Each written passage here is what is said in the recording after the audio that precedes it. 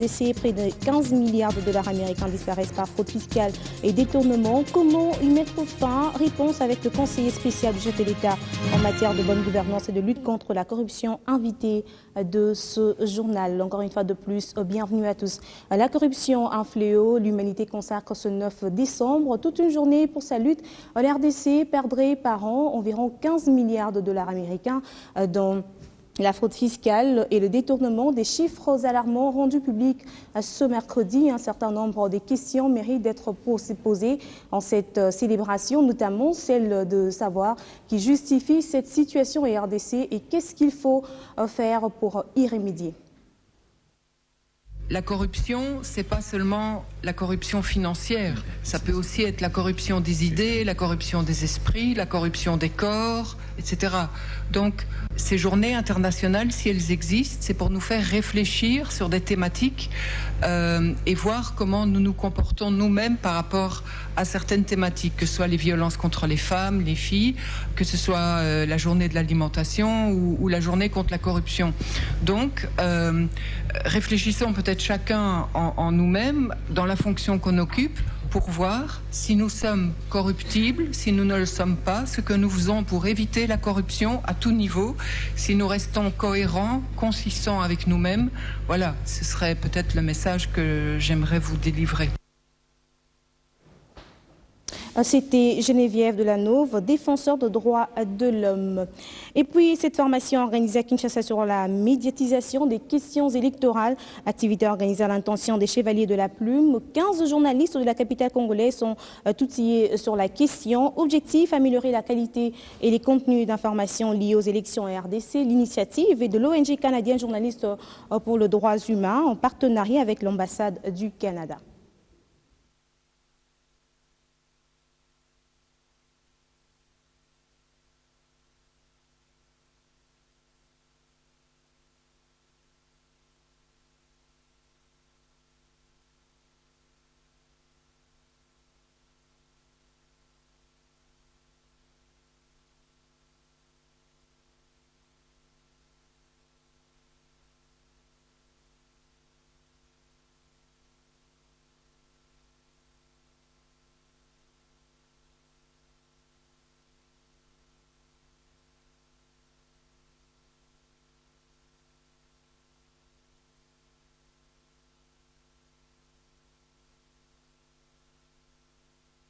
Veuillez nous excuser pour la qualité de cet élément. Le président de l'Assemblée nationale a regagné Kinshasa hier dans la soirée après avoir participé au 4e sommet mondial des législateurs. Ce forum, tenu à Paris en marge de la conférence sur le climat COP21, a permis à Aubin Minakou de porter haut la voix des parlementaires francophones en général et celle de l'RDC en particulier. L'heure est grave, c'est plus le moment de tergiverser. Il faut que tous les États du monde puissent s'engager à protéger cette maison commune qu'est la terre. C'est le message que nous avons apporté, le message de la francophonie, qui a été défini depuis Brazzaville, depuis Berne, il y a plusieurs mois. Mais en même temps, la République démocratique du Congo a été représentée dans sa délégation gouvernementale, notamment par quelques députés nationaux qui ont une petite expertise en matière d'environnement. Ils ont pris et continuent à prendre part activement aux travaux de la COP21 pour notamment expliquer la position de la République démocratique du Congo, le point de vue des personnes que nous représentons, à savoir le peuple, notamment en ce qui concerne la problématique de la protection de nos eaux, nos Bangui et ses affluents, la protection du bassin du fleuve Congo, parce que vous savez, le bassin du fleuve Congo, c'est le deuxième poumon de l'humanité aujourd'hui.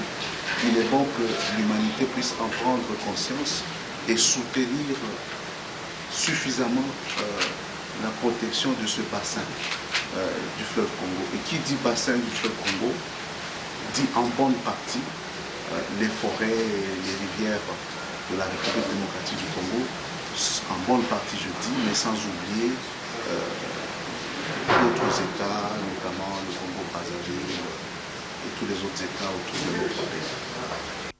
Rendons-nous en province. La situation est plus que préoccupante à Komanda, dans la province de l'Ituri, où 20 000 personnes dorment à la Belle Étoile. Des personnes qui ont fui l'attaque d'Eringeti dans le Nord Kivu. Notre correspondant nous fournit de plus amples détails. Près de 20 000 personnes déplacées manquent de nourriture et abri à Komanda, centre de négoce à plus ou moins 75 km au sud de Bunia. Parmi ces déplacés, on retrouve des tout-petits, des femmes enceintes ainsi que des élèves qui ne vont plus à l'école. Ces déplacés ont fui les récentes attaques des ADF d'il y a 3 semaines à Eringeti, au Nord Kivu. Et depuis, aucune assistance ni du gouvernement national que provincial, voit encore des humanitaires. Certains parmi ces déplacés passent mis à la Belle Étoile. Quelques-uns sont dans des familles d'accueil. D'après la société civile locale des commandants, ces déplacés ont également de sérieuses difficultés d'accès aux soins médicaux, d'où un appel à vite agir. Pendant ce temps, le commissaire spécial de la province de l'Ituri dit se préparer pour assister ces déplacés. Abdallah Pene Mbaka souligne qu'il faudrait au préalable une évaluation globale de la situation. De Bounia, Justin Joël, Biwan. Revenons dans la capitale pour parler de 715 millions de dollars américains, montant accordé par le Fonds mondial pour la lutte contre le VIH-Sida, la tuberculose et le paludisme, de sommes gérées par l'instance de coordination de subventions de lutte contre ces 3 pathologies. L'annonce est de CSM. Christian Elongo, témoin de l'événement. C'est face à face, presse et membres du bureau de l'instance de coordination des subventions de lutte contre le VIH-Sida, la tuberculose et le paludisme. Une occasion pour cette structure, les 6e, d'annoncer le financement du Fonds mondial à la RDC. Un financement à hauteur de 715 millions de dollars américains et qui couvre la période entre 2015 et 2017. Le montant que vous avez été annoncé est un montant qui est lié au plan stratégique du pays. Et le plan stratégique a déterminé un certain nombre d'activités et le financement ne vient que progressivement. Si les activités ne sont pas atteintes, il n'y a pas de financement additionnel. Donc c'est ça qu'il faut. Le financement arrive, il passe par les PR, comme on a dit tout à l'heure. Les PR vont choisir aussi les sous-récipiendaires. Plus bas, on peut avoir les sous-récipiendaires. Et à la fin, on retrouve la population. Depuis 2002, le Fonds mondial a déboursé 1 milliard de dollars américains pour lutter contre le VIH-Sida, la tuberculose et le paludisme, des montants importants qui justifient peut-être des bons résultats de l'enquête démographique et santé chaque année. Les moustiquaires imprégnés d'insecticides constituent l'une des principales armes pour protéger les enfants contre le paludisme. Et l'on constate aussi que au cours de la même période, donc entre 2007 et 2013, le pourcentage d'enfants âgés de moins de 5 ans qui couchent sous une moustiquaire a augmenté de 5% à 50%. Pour les récipiendaires, les défis restent à relever, mais la RDC est sur une bonne voie. Effectivement, c'est un montant, c'est important, c'est un gros financement. Mais comme on venait de le dire tout à l'heure, les besoins sont au-delà des financements disponibles, ce qui fait que les gaps est toujours là. Les gaps est toujours là et les efforts sont en train d'être faits pour que ces gaps soient comblés. Effectivement, ça paraît gros, mais par rapport aux besoins du pays, il y a encore beaucoup de choses à faire. L'instance de coordination nationale CCMRDC est un partenariat public-privé, d'où l'engagement du gouvernement à débourser 60 millions de dollars américains au titre de la contrepartie nationale. Toujours en santé, la solidarité syndicale des infirmiers du Congo a remis ce mercredi un don de médicaments à l'ONG RADEC pour secourir les habitants de la ville de Kenge, victimes d'une maladie encore inconnue. La cérémonie s'est déroulée au siège de ce syndicat des infirmiers dans la commune de Kalamo. Ce don de la Solsico est constitué essentiellement des médicaments de premiers soins pour le secours des habitants de la ville de Kenge dans la nouvelle province de Kwango, confrontés à une pathologie mortelle qui sévit depuis plus d'1 mois. Ça va des enfants de 0 à 15 ans qui sont en train de trouver rapidement la mort par rapport à cette épidémie. La maladie reste encore non identifiée, mais ces symptômes s'apparentent à une épidémie qui fait l'objet des études menées par les professionnels. Une épidémie qui se manifeste avec la fièvre, le vomissements, les diarrhées, l'anémie et puis la mort, surtout la mort des petits-enfants. L'ONG RADEC, qui accompagne les victimes et la population de Kenge à se prévenir contre cette maladie encore anonyme, apprécie à sa juste valeur la contribution du syndicat des infirmiers. Voici aujourd'hui, parmi ceux-là que nous avions contactés, la Solsico a été vivement touchée et nous est venue en aide pour que nous puissions assister cette population-là. Ce geste de la Solsico s'inscrit dans le cadre de son rôle social, celui d'accompagner le gouvernement dans la conception et la mise en œuvre de ses politiques sanitaires avec l'appui de l'International des services publics.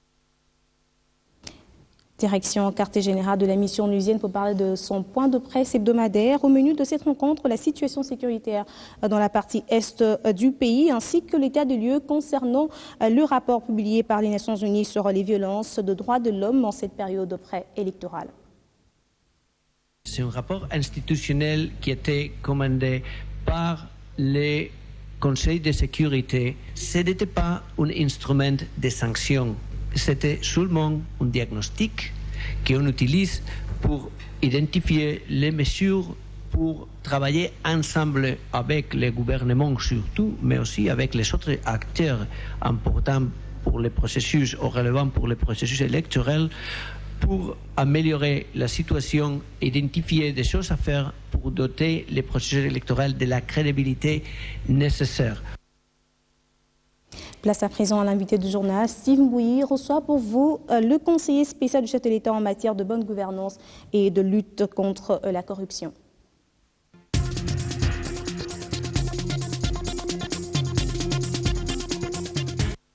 L'invité du journal reçoit pour vous ce soir Luzolo Bambilissa, conseiller spécial du chef de l'État en matière de bonne gouvernance et de lutte contre la corruption. Bonsoir et merci d'avoir répondu à notre invitation.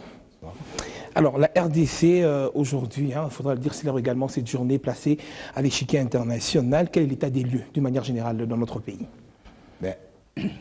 Si vous étiez parent, je suppose que vous l'êtes, comme nous le sommes tous, votre enfant vous apporte un résultat dans une classe de 174 enfants, votre enfant est 154e, que va être votre réaction naturelle? Et c'est cette réaction qui est une interpellation pour toute la population congolaise, que notre situation à travers le monde n'est pas bonne en matière de gestion de la corruption.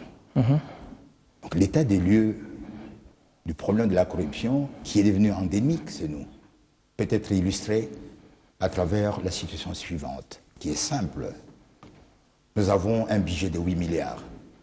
Et chaque année, nous avons une fuite des capitaux, une évasion, une fraude, autour de plus de 10 milliards de dollars. L'argent donc qui fuit est supérieur à l'argent que nous réunissons pour gérer l'État. La problématique, elle est cardinale, elle est vitale dans le fonctionnement même de notre société. Et c'est dans ce sens justement que le chef de l'État, en instituant le poste de conseiller spécial anticorruption, a bien voulu dans sa vision que la tendance puisse être inversée, que l'argent qui fuit soit moindre que l'argent que nous réunissons dans la caisse de l'État. Donc en termes d'état des lieux, nous vivons avec la corruption de jour en jour. Et pourtant, la corruption fait des dégâts parce que nous sommes un pays riche et nous ne méritons pas les conditions dans lesquelles nous évoluons. Et le problème est collectif. À un problème collectif, il faut une solution collective. C'est une solution collective, justement. Est-ce qu'on peut connaître quand même, puisque vous avez en charge justement le secteur, les secteurs de la République qui sont les plus touchés par la corruption? Tous les secteurs du pays sont touchés. Le secteur des mines, le secteur pétrole, le cadre macroéconomique. Vous commencez par les mines parce que c'est le secteur le plus touché? Mais le blanchiment des capitaux, qui est un phénomène, un fait induit de la corruption et du détournement des deniers publics. Ce blanchiment se résume en des milliards de dollars de l'argent blanchi et parfois qui fuit aussi. Par ailleurs, le détournement des deniers publics. Lorsqu'on voit l'enrichissement exponentiel de certains hauts responsables politiques, cela appelle à une interrogation de la part essentiellement de ceux qui ont reçu de la loi la mission de redresser les autres. Très bien. Il suffit de corriger ceux qui s'adonnent à la corruption, au détournement des deniers publics, mieux à tous les crimes de prévarication. Justement, il y a quelques mois, vous avez, parmi les premiers actes que vous avez posés après votre nomination, on a eu justement ce dossier qui mettait en cause certains gouverneurs du pays qui étaient accusés de corruption. Beaucoup d'eau ont coulé. Au sujet du fond, qu'en est-il? Ce qu'il faut dire simplement, c'est effectivement, au mois de juin, mes services avaient déposé un dossier au parquet général de la République. 6 mois après, je constate, et je pense que c'est une invitation aussi à constater, que la situation se présente de manière telle qu'aujourd'hui, on n'a pas le résultat, probablement qu'on a escompté. Mais étant donné que le dossier est entre les mains de la justice, nous pouvons faire confiance à la justice en espérant que les jours à venir, les magistrats vont nous donner des résultats, des indications par rapport aux solutions à apporter à ce problème qui a été dénoncé. Quoi qu'il advienne, ce qu'il faut dire, c'est que la charge de redresser les gens en matière de corruption revient aux magistrats. Il appartient aux magistrats de corriger les gens, de rechercher les infractions qui sont visibles en matière de corruption et de sanctionner les gens. Tenez par exemple aujourd'hui, lorsque vous sillonnez la plupart de nos prisons que nous avons dans la République, c'est curieux de constater que les gens condamnés pour corruption sont rares et que les prisons sont remplies aujourd'hui de voleurs de téléphones portables, des voleurs de chèvres, alors que les personnes qui détournent les millions sont dans la vie. En liberté. Justement, est-ce que ce n'est pas justement un problème qui face à ce que peut-être les mesures mises sur pied pour lutter contre la corruption dans le pays, que devrait-on dire? Elles ne sont pas efficaces ou il y a un problème quelque part?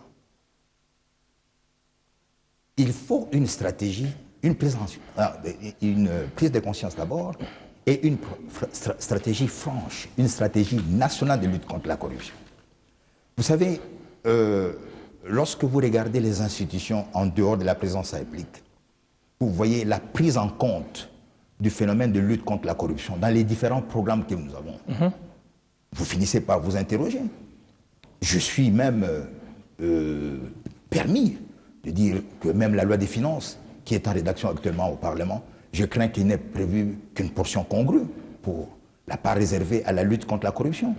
Il ne faut pas regarder le problème de la corruption comme étant un problème en charge d'une institution précise. C'est une chaîne. C'est une chaîne et j'ai dit à un problème collectif, une solution collective. Donc le gouvernement doit avoir une politique claire de lutte contre la corruption avec un financement précis. L'Assemblée nationale et le Sénat, donc le Parlement, dans son budget.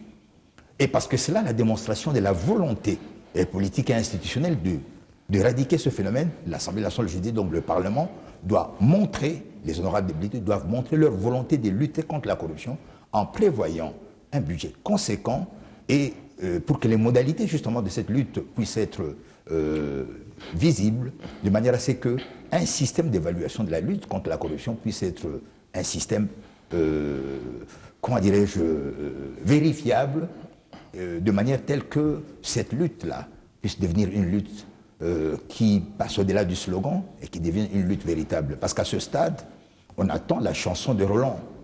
Il y a beaucoup de chansons au sujet de la lutte contre la corruption. Mais les actes pratiques pour lutter contre ne sont pas nombreux. Et c'est là notre problème. Et c'est là la volonté du président de la République de nous voir pouvoir poser plus d'actes que malheureusement des slogans. Alors, si je vous pose la question de savoir, la République démocratique du Congo, eu égard à ce que vous venez de dire, la République démocratique du Congo, bonne ou mauvaise élève en matière de la corruption, parce que vous avez quand même énuméré certains points qui sont assez importants quand c'est une chaîne. Je vous le dis, bonne ou mauvaise élève, la République démocratique du Congo? Vous avez presque répondu à votre question vous-même. Je vous avais tout au début renvoyé à l'exemple d'un parent qui a un enfant qui est dans une classe de 174 personnes, qui est 150e. Ça signifie en ordre renversé. On est le 20e pays en matière de corruption à travers le monde. C'est quand même trop fort. On n'est pas un bon élève. Mais est-ce que la volonté de changer, d'inverser la tendance y est? Mais c'est le sens, je vous ai dit, de la volonté du chef de l'État en instituant notre service à nous demander, à montrer à l'opinion que la corruption doit être éradiquée. Il appartient, justement, il n'appartient pas au président de la République de procéder aux arrestations et aux interpellations de tous ceux qui commettent ce genre d'infractions, ce genre de crimes. L'institution judiciaire en toute indépendance est là. Tout à l'heure, je vous ai dit, est-il normal que dans l'ensemble des prisons que nous avons dans la République démocratique du Congo, que nous ne dépassions pas 4 ou 5 personnes condamnées pour corruption et que nos prisons soient remplies par des personnes qui sont des voleurs de téléphones portables? Justement, c'est un véritable problème. Votre dernier mot, à l'occasion justement de la journée, à l'endroit de la population qui vous suit. Ce que je peux dire, c'est que la corruption est un des fléaux qui est en train de miner tous les efforts de développement de notre pays. Nous devons nous engager pour lutter contre la corruption parce que c'est de manière certaine que ce fléau joue un rôle particulier sur la misère que connaît notre population. Regardez, nous tenons tous à la bonne gouvernance démocratique. Nous tenons aux élections. Mais nous devons savoir que chaque fois que nous organisons les élections, des très bonnes élections, à la fin, c'est une classe politique qui change. Et généralement, c'est la situation de la classe politique qui s'améliore. Mais lorsqu'après les élections, on ne lutte pas contre la corruption, bien qu'on ait fait de bonnes élections, la situation de la population reste inchangée. La population plonge dans la misère. Par conséquent, je conclus en me référant d'un grand auteur politique français, Georges Clemenceau, qui a dit que le rôle du gouvernement, la mission du gouvernement, c'est de faire en sorte que les bons citoyens, les honnêtes gens vivent tranquillement et que les mauvais citoyens puissent être traqués. Et c'est dans le même sens que le président de la République, lorsqu'il installe les magistrats, il y a 5 ans, les jeunes magistrats, il leur demande d'être une assurance pour les faibles et un traumatisme permanent pour les criminels. En conclusion, j'invite la population à comprendre que la corruption est un enjeu national au même titre que les élections, premièrement. Deuxièmement, à soutenir le chef de l'État dans l'action de redressement, la lutte contre la corruption, parce que finalement, et c'est cela le mot de la fin, qu'il faut que notre pays, la République démocratique du Congo, cesse d'être un cimetière des justes. Voilà. Luzolo Bambilisa, je rappelle que vous êtes conseiller spécial du chef de l'État en matière de bonne gouvernance et de lutte contre la corruption. Merci d'avoir répondu à notre invitation. Je vous remercie. C'était l'invité du journal.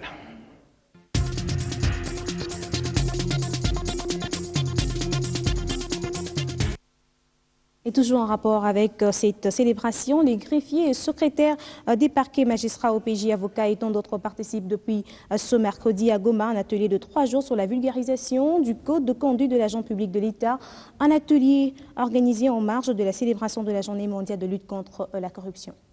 Au centre de ces travaux, la vulgarisation du code de conduite de l'agent public de l'État.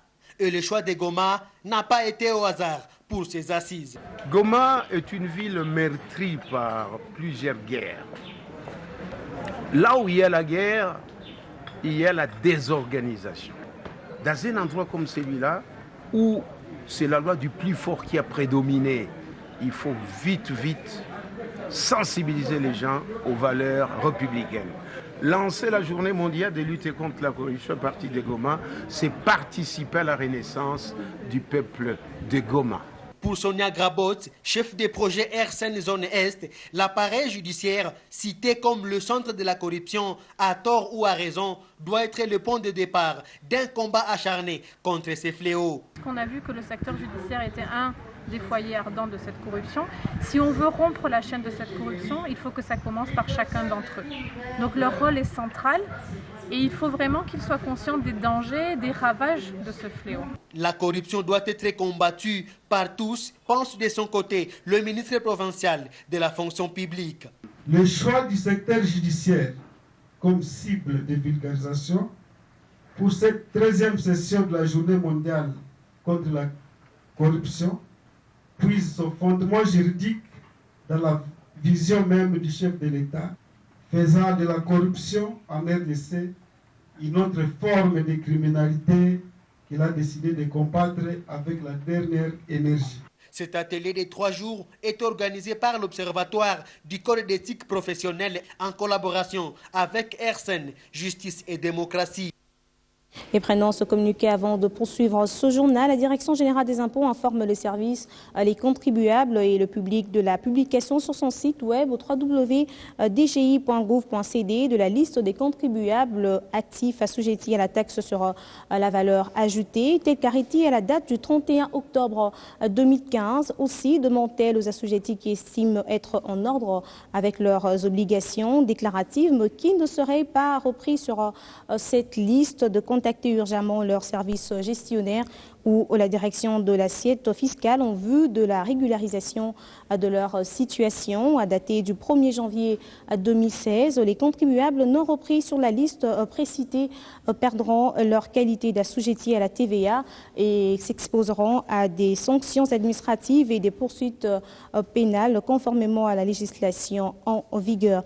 Et puis, ce communiqué officiel dans le cadre de l'exécution de l'ordonnance numéro 15/084 du 28 novembre 2015 portant convocation d'un dialogue politique national inclusif en République démocratique du Congo. Le directeur de cabinet du chef de l'État informe l'opinion que le comité préparatoire du dialogue politique national inclusif est en voie de constitution sur pied de l'article 2 de l'ordonnance précitée. Les consultations menées actuellement par l'ambassadeur Saïd Jinit, envoyé spécial du secrétaire général des Nations Unies pour les Grands Lacs, avec la classe politique et sociale en vue de la désignation du facilitateur, participent également à cette démarche constitutive du dit communiqué signé le cabinet du président de la République. Et puis avant de nous séparer, 5 jeunes universitaires primés par le trophée Kita pour les résultats de leur recherche en matière de transparence dans les industries extractives ont reçu des récompenses de livres afin d'enrichir leur bagage intellectuel. La cérémonie a eu lieu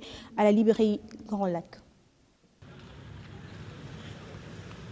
Dynamique et passionné de la recherche scientifique, ces jeunes universitaires finalistes au concours de rédaction de meilleure mémoire en matière de transparence dans les industries extractives ont reçu en ce jour le mérite d'être primés par le trophée Kita.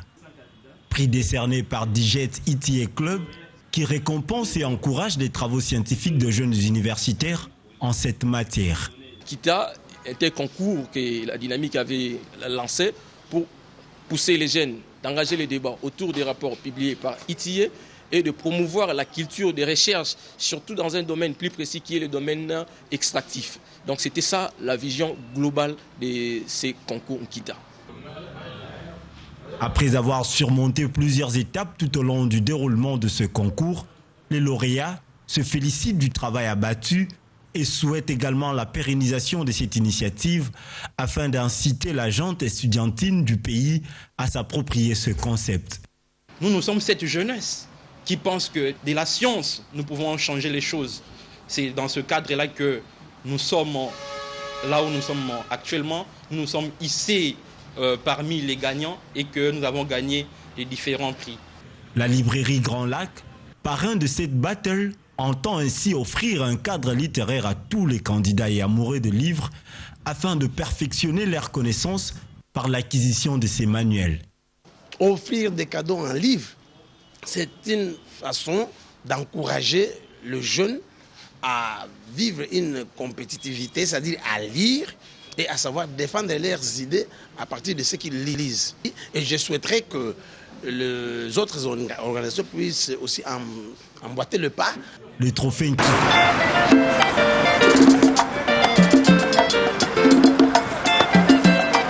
Bisso 2015. Biloko na Bisso.